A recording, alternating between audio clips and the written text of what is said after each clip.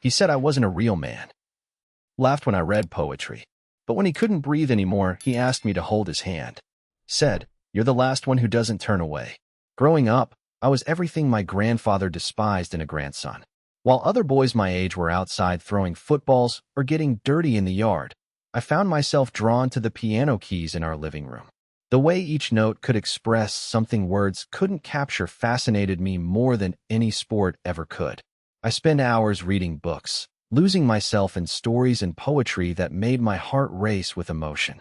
My sensitivity wasn't something I could hide or turn off.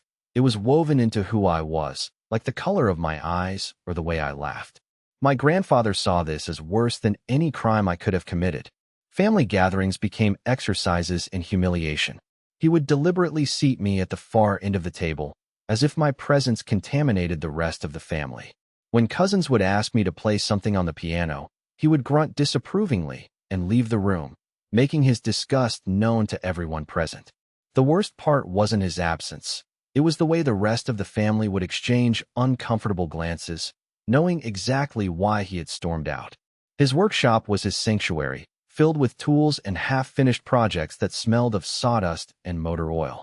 I remember being fascinated by his ability to fix things, to take something broken and make it whole again. But whenever I approached, curious about what he was working on, he would wave me away with a dismissive gesture.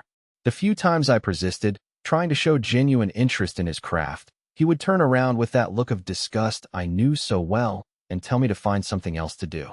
The workshop was for real men, not for someone like me. The comments he made cut deeper than any physical pain could have. He had this way of delivering his harshest judgments in front of other family members, as if he wanted witnesses to his disappointment.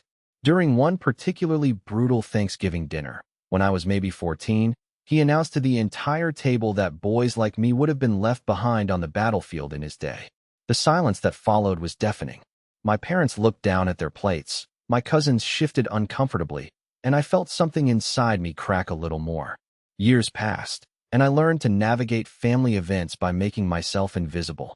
I would arrive late, leave early, and spend most of the time helping in the kitchen where his presence was less likely to intrude. The piano became my refuge at home, the one place where I could express everything I couldn't say out loud. Books became my escape, offering me worlds where sensitivity was valued, where different types of strength were celebrated. I built a life around the parts of myself he found so objectionable, and slowly, I began to understand that his rejection said more about him than it did about me. College offered me the distance I desperately needed. I threw myself into my studies, made friends who appreciated the qualities my grandfather had mocked, and began to build confidence in who I was. The piano skills he had dismissed as frivolous earned me respect from classmates. The books I read gave me perspectives that enriched every conversation. The sensitivity he saw as weakness allowed me to connect with people in ways that felt genuine and meaningful. For the first time in my life, I began to see myself as someone worth knowing. But even with this newfound confidence, family obligations still pulled me back home for holidays and special occasions. The dynamic never changed. My grandfather remained cold and dismissive, treating me like a disappointment he had long ago written off. I learned to armor myself against his comments, to expect nothing and therefore avoid the sting of rejection. What I didn't expect was how quickly everything would change. Update 1. The phone call came on a Tuesday evening in March. My mother's voice was strained, trying to maintain composure while delivering news that would reshape everything. The doctors had found something during my grandfather's routine checkup, something that had been growing silently for months, maybe years. The word cancer hung in the air between us like a physical presence, heavy and unavoidable. At first, the family rallied around him. My uncles took turns driving him to appointments, my cousins called regularly to check in, and my aunts organized meal deliveries. There was a collective sense that we needed to come together to support the man who had been such a central figure in all our lives. I found myself caught between relief that the family was uniting and anxiety about my own role in this new reality. The treatments began with optimism. The doctors spoke about aggressive approaches and promising statistics. My grandfather, true to form, approached his illness like another project to be conquered through sheer willpower. He refused to acknowledge any weakness, insisting he felt fine even when the evidence suggested otherwise. Family visits became performance pieces where everyone pretended not to notice how much weight he was losing or how his hands shook when he thought no one was looking. But cancer doesn't care about willpower or pride. As weeks turned into months, the treatments that had initially seemed promising began to take their toll. The man who had always been physically imposing started to shrink into himself. His voice, once booming with authority, became raspy and uncertain. The workshop that had been his domain stood empty more often than not, tools gathering dust while he spent most days in his recliner, too exhausted to maintain the facade of strength he had always projected. This was when the first cracks appeared in the family's united front. My uncles, who had initially been so dedicated to helping with appointments, began finding excuses. Work obligations suddenly became more pressing. My cousin's regular phone calls became weekly, then sporadic. The meal deliveries that had once arrived like clockwork started to taper off as the novelty of the crisis wore thin and the reality of its duration set in. I watched this gradual abandonment with a mixture of fascination and horror. These were the same family members who had always been his favorites, the ones he had praised for their strength and conventional masculinity. They were the ones he had held up as examples of what a real man should be. Yet when faced with the messy, uncomfortable reality of watching someone they loved slowly deteriorate, they found reasons to stay away. My grandmother, bless her heart, tried to hold everything together. She had spent decades managing his moods and expectations, and she approached his illness with the same quiet determination. But I could see the exhaustion in her eyes, the way her shoulders sagged when she thought no one was watching. She was carrying a burden that was too heavy for one person, and the family members who should have been sharing that load were conspicuously absent. It was during one of my monthly obligation visits that I first noticed how his attitude toward me had begun to shift. Where once he would grunt dismissively when I entered a room, now he would actually acknowledge my presence. Nothing dramatic, just a nod or a brief comment about the weather. But for someone who had spent years being treated as invisible, even these small gestures felt significant. The real turning point came during what should have been a routine family dinner. My grandmother had invited everyone over, hoping to maintain some sense of normalcy despite the obvious changes in my grandfather's condition. One by one, the excuses started rolling in. Work emergencies, prior commitments, sudden illnesses, the litany of reasons why everyone else couldn't make it became almost comical in its transparency. So it was just the three of us at that dinner table, the same table where I had endured years of humiliation and dismissal. But something was different now. My grandfather kept glancing at me throughout the meal, as if he was seeing me clearly for the first time. When my grandmother excused herself to answer a phone call, he looked directly at me and said that at least I had showed up. It wasn't an apology or even an acknowledgement of how he had treated me, but it was recognition. After decades of being invisible, I was finally being seen. Update 2. The next few months brought a series of revelations that completely upended everything I thought I knew about my family dynamics. What I had initially interpreted as my grandfather's grudging acceptance of my presence turned out to be something much more complex and desperate. As his condition worsened and the treatments became less effective, he began reaching out in ways that caught everyone off guard. The first surprise came when he asked me to drive him to one of his medical appointments. My grandmother had assumed one of my uncles would handle it, but when she called to arrange the transportation, they all had conflicts. In desperation, she asked if I could help, expecting me to make excuses like everyone else. Instead, I found myself sitting in the waiting room of an oncology office, watching my grandfather struggle with paperwork that his shaking hands could barely manage. What struck me most wasn't his physical decline, though that was obvious and heartbreaking. It was how the medical staff treated him with a gentle professionalism that seemed to confuse him. These strangers were showing him more compassion than his own family members, and I could see him trying to process this reality. When the appointment was over and we were walking back to my car, he stopped suddenly and thanked me for coming. Not grudgingly or with obvious reluctance, but with what seemed like genuine gratitude. That single appointment opened a door I hadn't known existed. My grandmother started calling me more frequently, not just for rides, but for help with everyday tasks that my grandfather could no longer manage easily. Grocery shopping became difficult when walking through large stores left him breathless. Home maintenance projects that he had always handled himself now required assistance he was too proud to ask for from the family members whose respect he craved. I found myself becoming his primary support system almost by accident. The uncles and cousins who had once been his golden children remained conspicuously absent, always managing to be busy when help was needed. Their absence created a vacuum that I filled not out of any desire for redemption or reconciliation, but simply because I couldn't watch my grandmother struggle alone. My sense of duty overrode any resentment I might have harbored about years of rejection and humiliation. The irony wasn't lost on me. The grandson he had dismissed as weak and worthless was now the one showing up when strength was actually needed. Not the kind of strength that involved lifting heavy objects or demonstrating physical prowess, but the kind that meant sitting in uncomfortable hospital chairs, dealing with insurance paperwork, and witnessing someone's dignified facade crumble away piece by piece. As winter approached, his decline became more pronounced. The treatments that had once offered hope were now focused on managing pain and maintaining whatever quality of life remained possible. Conversations with doctors became more about comfort measures than curative options. The family members who had been absent during the difficult months suddenly reappeared, perhaps sensing that time was running short and wanting to assuage their own guilt about their absence. But their return felt hollow and performative. They would arrive for brief visits, speak in overly cheerful voices about recovery and positive thinking, then disappear again when the reality of his condition became too uncomfortable to ignore. My grandfather seemed to see through these gestures, accepting their visits with polite detachment while reserving his genuine gratitude for the person who had been consistently present during his darkest months. The most unexpected development came when he started asking me to simply sit with him. Not to help with practical tasks or provide transportation, but just to be present in the same room. These weren't conversations in any traditional sense. Often we would sit in comfortable silence, him in his recliner and me in a nearby chair, both of us lost in our own thoughts.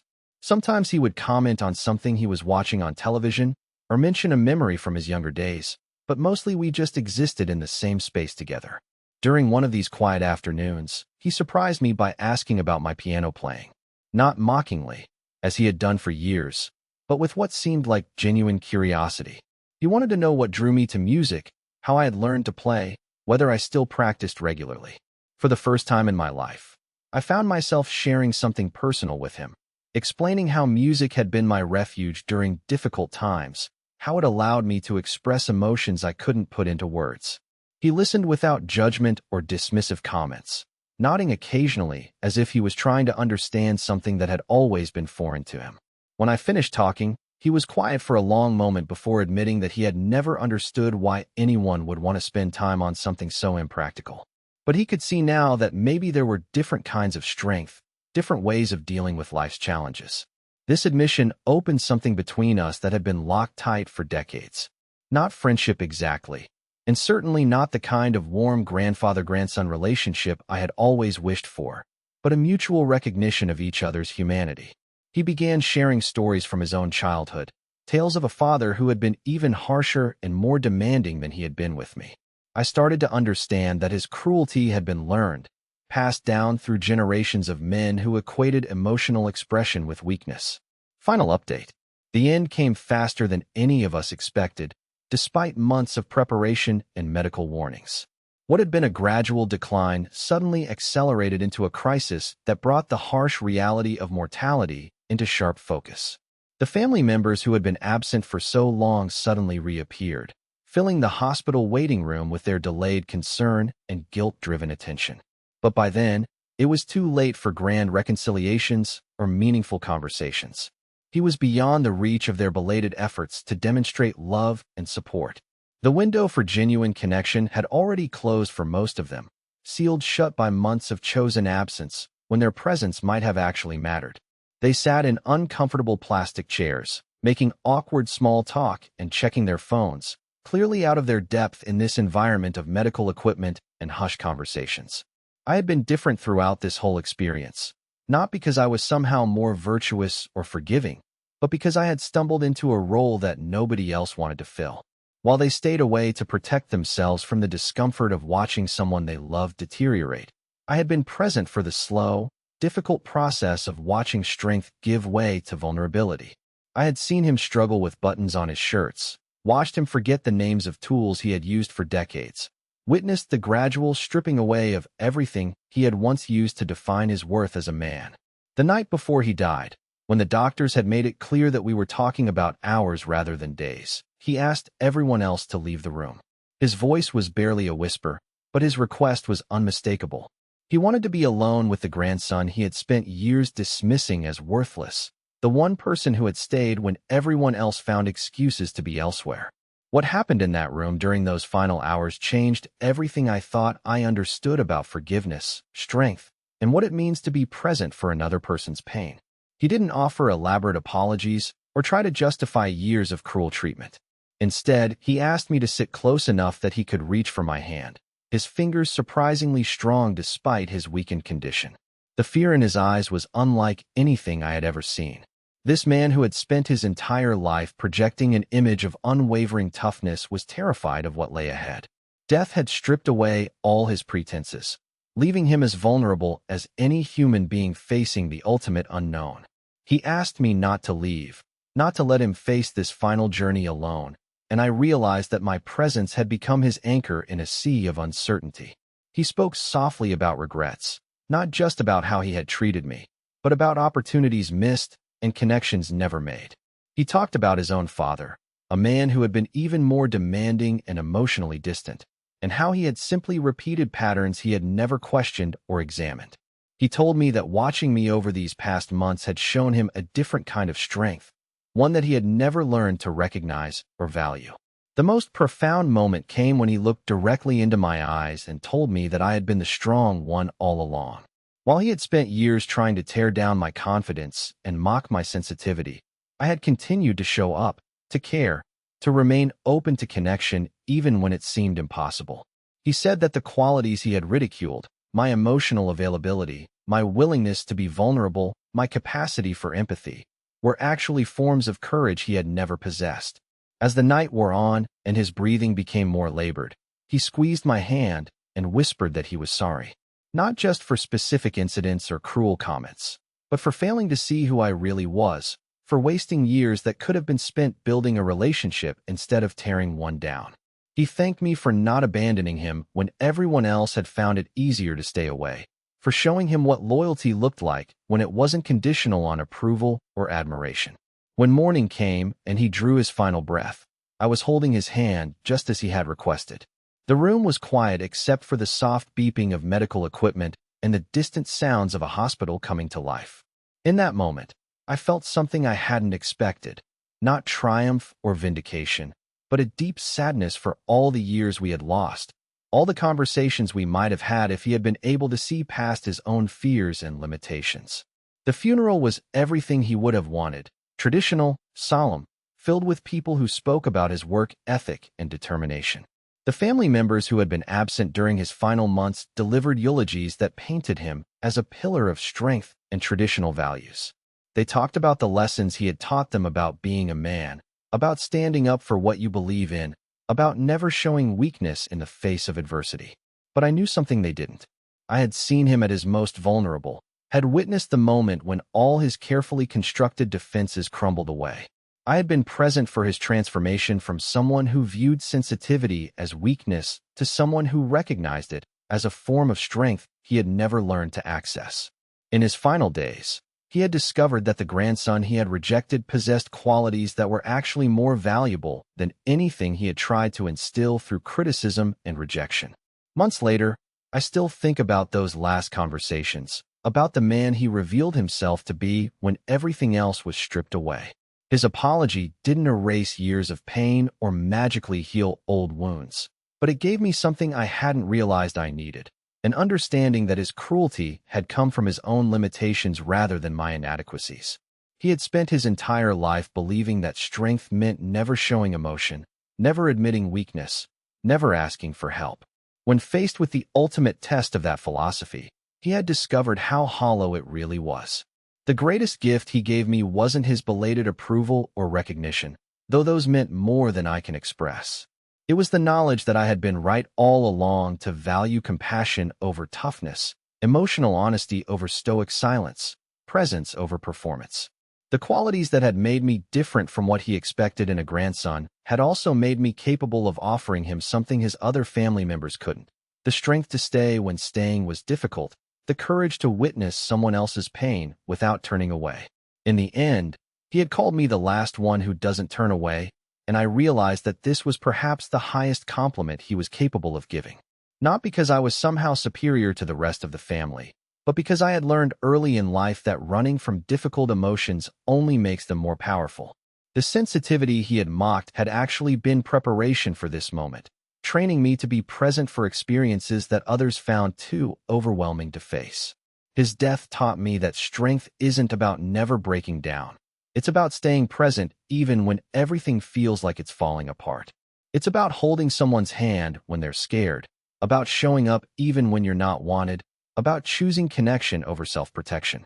These were lessons I had learned despite his teaching, not because of it. But in the end, he was able to recognize their value even if he couldn't fully embrace them himself.